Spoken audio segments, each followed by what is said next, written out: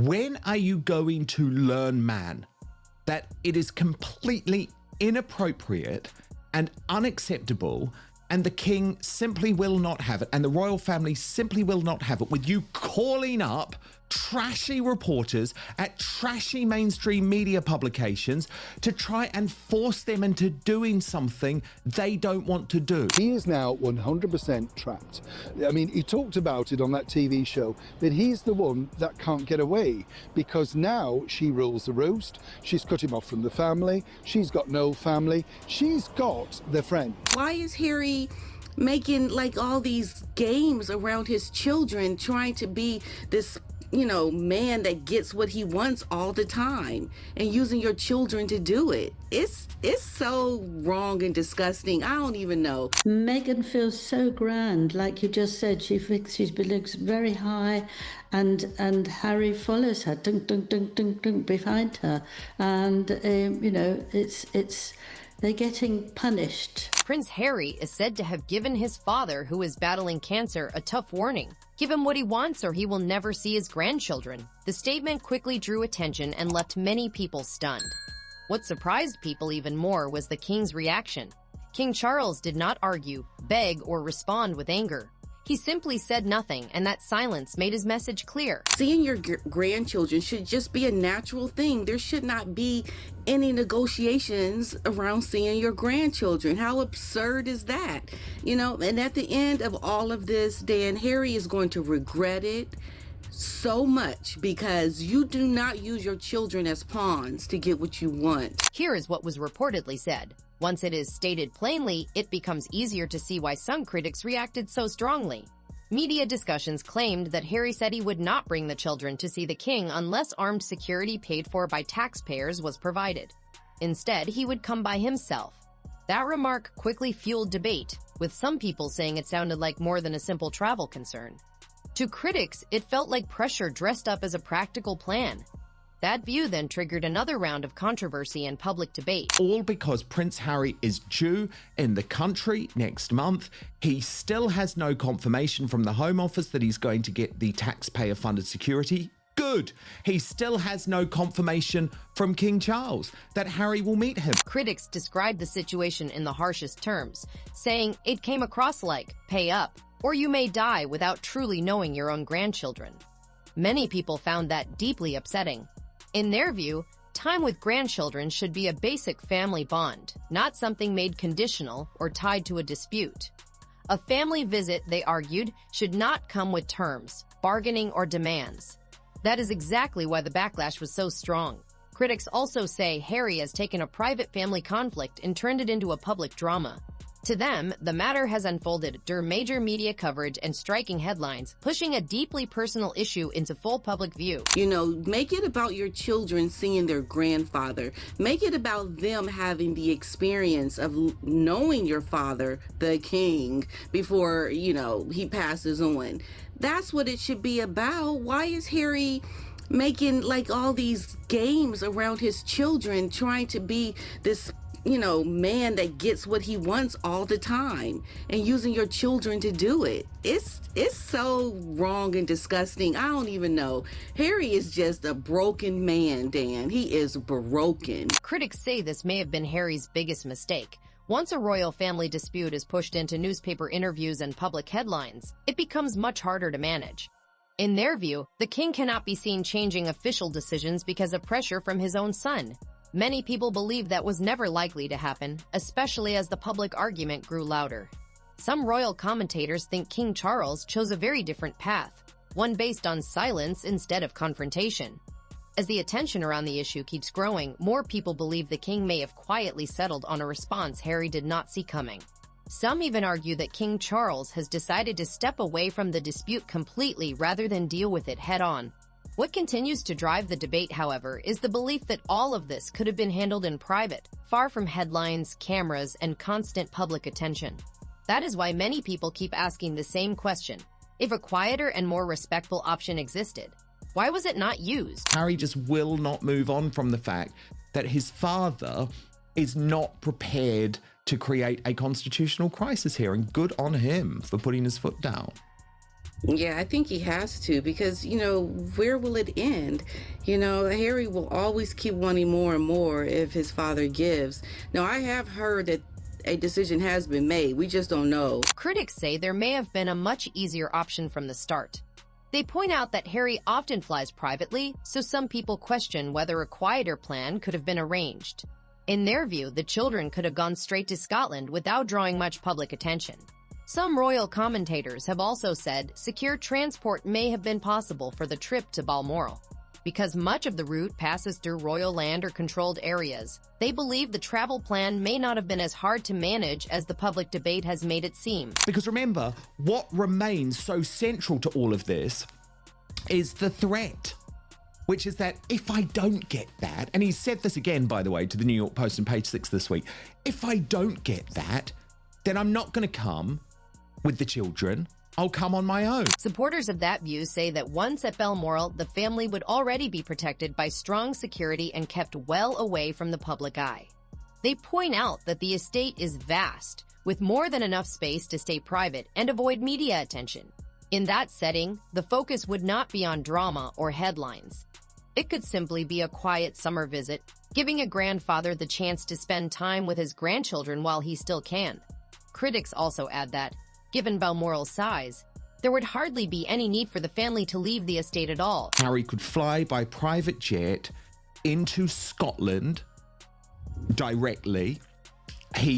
I'm sure the king would happily provide appropriate security for the drive from the airport to Balmoral. Now, we know that drive is only about 90 minutes. Critics say even a brief visit could likely be handled without the massive security effort people often picture. They point to a simple idea: a private stay for a few days with very limited travel. From that view, they believe the safety concerns around one family visit could be managed. That is why some commentators do not believe this dispute is only about the details of a single trip. Instead, many observers have started asking a larger question: what is this conflict really about? Critics say the real issue goes far beyond one visit or one moment. In their view, it is mainly about status and the long-term question of official protection. More specifically, some believe the real goal is to secure permanent taxpayer-funded security, not just temporary cover for one visit. Under that argument, the dispute is really about whether that protection should continue for the future, wherever Harry lives or travels. That is the reading that has kept the controversy alive and stirred so much public debate. Critics say this is also the part that has drawn some of the strongest public reaction. From their perspective, any long-term security deal would not affect only King Charles's time as king. They believe it could remain a major issue for years to come, even after William one day takes the throne. He is now 100% trapped. I mean, he talked about it on that TV show, but he's the one that can't get away because now she rules the roost. She's cut him off from the family. She's got no family. She's got the friend. Critics say the real goal is a permanent security deal. In their view, this is not mainly about one short family visit. They believe it is really about locking in long-term protection that would stay in place for years. These same commentators also challenge how serious the danger has been presented, saying the public story does not fully match the facts as they see them. That is why they argue this controversy is about far more than a simple meeting between family members. Critics often highlight examples they believe weaken the security case. They point out that Harry has visited dangerous places, including Ukraine, without any major problems. They also note that Meghan has made public appearances on her own, which leads some people to question how serious the security concerns really are in other situations. These comparisons have become a key part of the debate. Critics also mention other overseas trips, including visits to places like Australia. Their argument is that when travel truly matters, security plans usually seem to get sorted out without turning into a public battle. Because of that, some commentators remain doubtful and believe security is not the only issue behind this controversy. That view has only brought even more attention and speculation to the ongoing story. That's not what this is about. He wants the guarantee of security because that means he gets security forevermore, including, by the way, once Prince William comes to the throne. So none of this is about trying to make King Charles happy because, as I say, and I hope I've just explained it okay. Critics say security was never really the main issue in this dispute. They point out that trips to the UK can go through official review processes when enough notice is given in advance. In their view, there are already clear systems for deciding what level of protection is needed for each visit. They also note that royal family members usually have strong security when attending events or spending time with the king. That is one reason this part of the debate continues to draw so much attention and public discussion. I know part of the issue as well is Meghan. She does not want Harry to bring the children without her. Like, she wants to go, but she doesn't really want to go to England, right? But Harry can't take the children without her. And I think this is why Harry wants to have this special security in place, because that is the bar that Meghan has made it where you can go with the children if we have this. Critics say the real conflict is not about short-term security for one visit, but about long-term protection and what that should look like in the future. They believe that is the issue keeping the story alive and dividing public opinion. But the debate has now shifted. More and more commentators are no longer asking why Harry will not bring the children. Instead, they are asking whether the children will ever get the chance to spend time with the king. That question has sparked heavy debate across social media, news coverage, and royal discussion groups. At the same time, many theories and rumors have spread online about why these visits have not happened more often. Still, much of that remains unproven speculation rather than confirmed fact. What is clear is that the uncertainty has kept the public talking, with many still arguing over what is really preventing a family reunion. I think William is very much justified to say these things about these tightening of certain things and protocols, because that's what he has to do to save the monarchy. I mean, so much has happened with Andrew and, Harry and Meghan that he has to make some very drastic decisions. And sometimes, your family members are going to be caught in between that. This is where the online rumors really begin to run wild. Some people say that if a private family meeting ever did take place, it could finally end certain long-standing claims. Others have pushed the conversation even further, spreading all kinds of theories across social media and comment sections.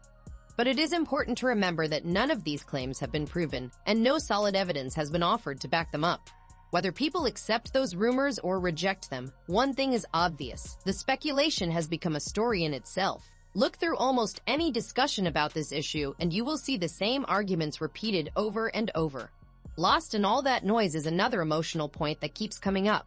While so much focus stays on whether King Charles will see his grandchildren, some observers say another grandfather is often completely overlooked. Talking about a parental relationship between father and son, when we knew that Meghan hated her own dad so much that she had completely cut him out of her life. What makes the debate even more intense is that many people also bring up Meghan's father, Thomas Markle, when talking about the family situation. They point out that he has been publicly cut off from his daughter and has not been part of his grandchildren's lives, which has led some people to feel sympathy for him. Because of that, the same question keeps coming up online. If that relationship is still broken, why are people surprised that there is tension with other relatives too? The comparison has triggered strong opinions and plenty of arguments from all sides. This issue keeps coming back because many commentators have started looking more closely at Harry's part in these decisions. Some observers are pushing the idea that he no longer has full control over how certain family matters are handled. That view has spread widely online, with many people describing him as someone boxed in by his situation and less free to act than others may think. That belief continues to add fuel to the debate and speculation. This story does make me think how difficult life must be now for Prince Harry, because his wife Meghan Markle is, for want of a better word, some might say the toxic element of the brand. Many of the strongest reactions to this story focus on Meghan's role in the family dynamic. Some commentators believe clear rules and conditions have been set around the children, especially when it comes to travel and security. From that point of view, any talk of visits begins with those limits already in place. Because of that, some observers feel Harry is not fully acting on his own when these matters are discussed in public. Others strongly reject that idea and say the couple makes these decisions together. Either way, the issue has sparked harsh commentary, with critics describing Harry in unflattering ways and saying he is now stuck with the results of choices made over the years. That view continues to drive fierce arguments online. Some royal watchers also say one of the biggest effects of the family split is how much Harry's personal circle seems to have changed. They argue that strained ties with relatives and old friends have left him with fewer of the people who once gave advice or offered a different point of view. Goodness knows they've got things that we don't even know about, right? So why can't you do that? And I think a part of that element has to do with Meghan and what she is putting, as an obstacle in front of Harry. Because of that, some people believe there are now fewer people close to Harry who would question his choices or tell him when they think he is making a mistake. Many commentators say he got the freedom he wanted, but the price may have been higher than he expected. In their view, leaving royal life also meant drifting away from many of the people who had stood by him for years. What was once described as a new beginning is now seen by some critics as a decision that left him more alone than before. Then, the story took another turn. Just as some thought a major public honor might help his reputation, it ended up creating fresh backlash and starting a whole new debate. The next development drew a lot of attention. Harry was named to Time magazine's list of influential figures in sport, and the public response was swift and sharply divided. Football legends who have made their home in the US to become part of this flagship event. But the problem is, he seems to drag down events and brands now rather than provide them with any type of royal boost. Rather than being praised across the board, the news quickly set off arguments on social media, in the press, and across comment sections. For many people, it did not feel like a simple honor. Instead, it became another trigger in the wider debate about Harry's image and what he has actually achieved. The reaction did not end there. Across online platforms, some critics said the recognition looked more like a publicity move than something truly earned. Questions and speculation spread fast, with people wondering how major lists like this are decided and whether fame and connections help shape the outcome. Those views remain opinion, not proven fact, but they drew a lot of attention. The criticism grew stronger when some commentators compared Harry's recognition with the usual role of senior royals. They argued that royal figures are more often seen handing out awards than receiving them, which sparked yet another heated round of debate. Then the focus moved to the magazine cover itself. Many people online mocked the image, saying Harry looked much younger than expected and wondering if the photo had been heavily edited. Memes and jokes spread quickly, turning the cover into a story of its own. But the conversation did not stop with the award or the photo. Fresh rumors soon followed, with reports suggesting Meghan may have expected to appear alongside Harry. Those claims have never been confirmed, but they still became another major talking point. She just thinks she must do everything. She's got to win. She's got to show everyone that she can do phenomenally well. But now everything she does goes down the drain. After the feature came out, rumors quickly followed. Some people believed Meghan would have a much larger presence in the story. They expected her views, experiences, and role to be woven throughout the article instead of staying mostly in the background. But the final piece was said to center on Harry, with the spotlight placed on his work in sport and related efforts. That choice was noticed right away and sparked yet another round of debate among people already analyzing every part of the article. What really drove the gossip was the explanation some commentators pushed afterward. Reports and online chatter suggested that some people felt Meghan's link to the sports project was not seen as a main part of the story. Others strongly disagreed and said her role was being ignored. Either way, the debate picked up fast. More rumors then spread, with some claiming there was private frustration after the feature focused almost entirely on Harry. None of those stories have been confirmed, but they moved quickly through royal commentary circles and social media. The overall impression for many was that the magazine had clearly chosen to keep the focus on Harry and his work in sport, and that decision became a controversy in its own right. It was never her thing. She just ingratiated herself inside it, forced her way up there, grabbed the microphone and told people she was late because she was at the In-N-Out Burger, suddenly forcing it all back to her being a busy mum. But I'm here because I really want to be with you. This is where the discussion becomes much more serious. Beyond the arguments over magazine covers, publicity, and public image, more attention is now turning to the project most closely linked to Harry's life after leaving royal duties. Questions and criticism have started to emerge around the Invictus Games, and those conversations have sparked strong reactions online. The organization still has many supporters, but the concerns and claims being discussed by commentators have added a new level of controversy. One that some people believe matters far more than stories about awards or media attention. I have just explained how this visit could take place doing the right thing for the king with no publicity, no photographs, but full security provisions over the course of the visit. The criticism has continued to grow. Several commentators have pointed to the story of a former competitor who was hurt during an event and later spoke out about the struggles he faced afterward. In those accounts, he said his concerns were not properly handled and that he was left to manage serious problems largely by himself. That has drawn strong attention because these are the very people the games were meant to help. Money issues have also become a big part of the debate. Many numbers and claims have spread online about funding, spending, and the group's finances. Because of that, some critics are pushing for more openness and a closer look at the financial records. Supporters, however, say a lot of the claims online are missing key details or have not been proven. There have also been more rumors involving Meghan and products tied to the games. So far, though, those claims remain unverified and are not backed by confirmed evidence.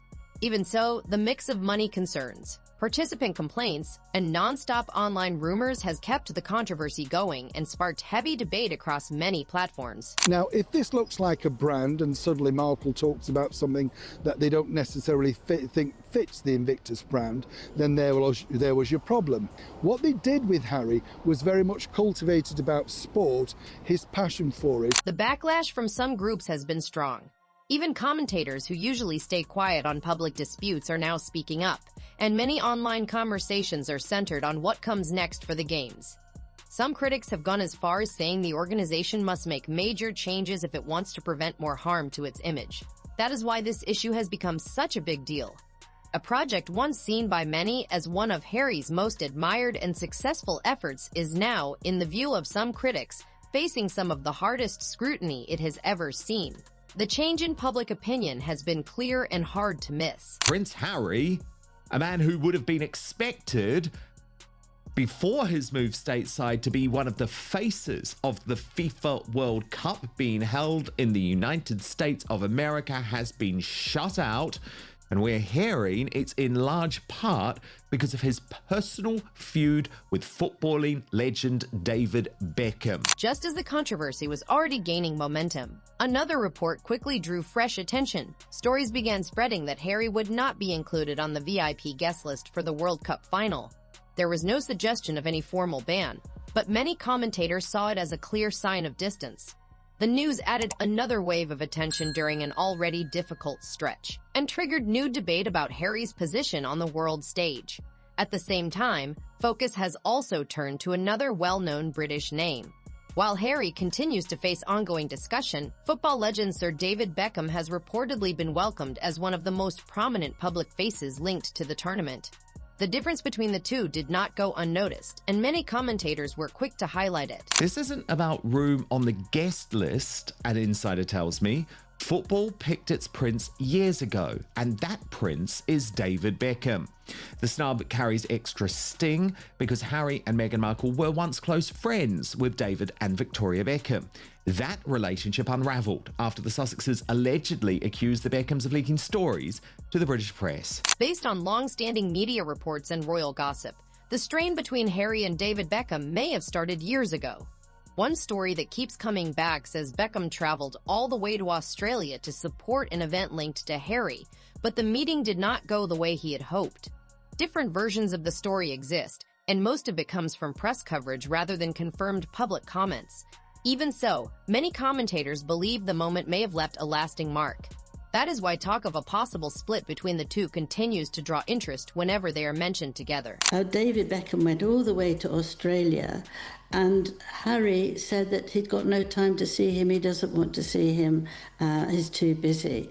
So there was Harry sort of getting ready to be with a football match, a very important one, and he was left very rudely for David Beckham, and I think, he is the king of football and all the rest of it. So it was a very rude thing to do, and I think David is someone who remembers people who are extremely rude to them for no good reason, particularly if they've gone all that way to Australia. That is where some commentators try to tie all the latest headlines into one larger narrative.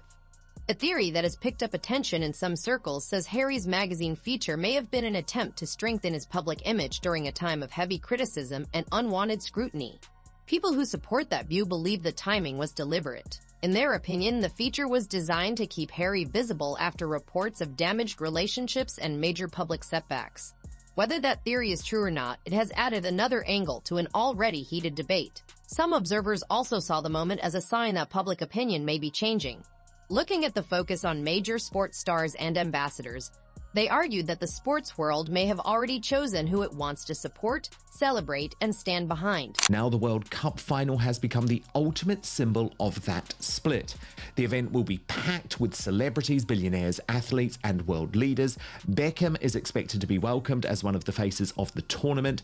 Harry, meanwhile, is on the outside looking in. If football has to choose between Beckham and Harry, it's not even a debate, says a source. For those commentators, Harry no longer seemed to be the main figure in that wider conversation. And that leaves one big question over everything. What happens next for him?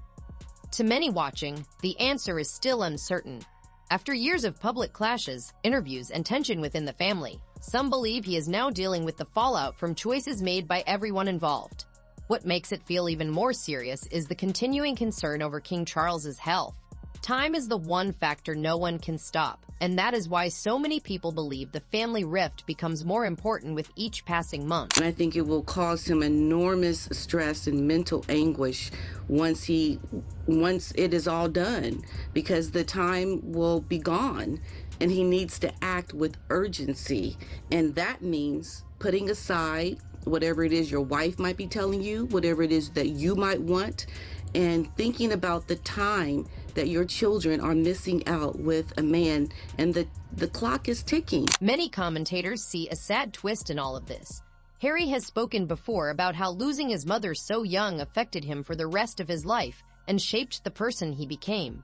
Because of that, some observers feel the distance between Harry and his father makes the situation even more painful.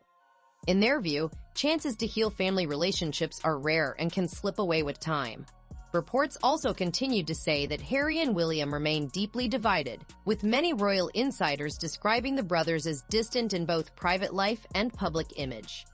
Only the people directly involved know the full truth of their relationship, but the belief that the rift is still ongoing has become a major part of the wider story. There have been reports the prince does not have his brother's phone number. However, we're told this is nonsense, but he has not seen William since the funeral of Queen Elizabeth II.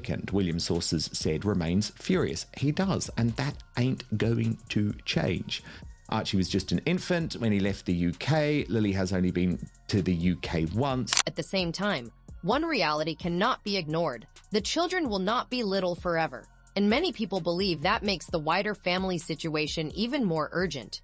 From the outside, a lot of observers wonder what questions may come up in the years ahead as the children get older.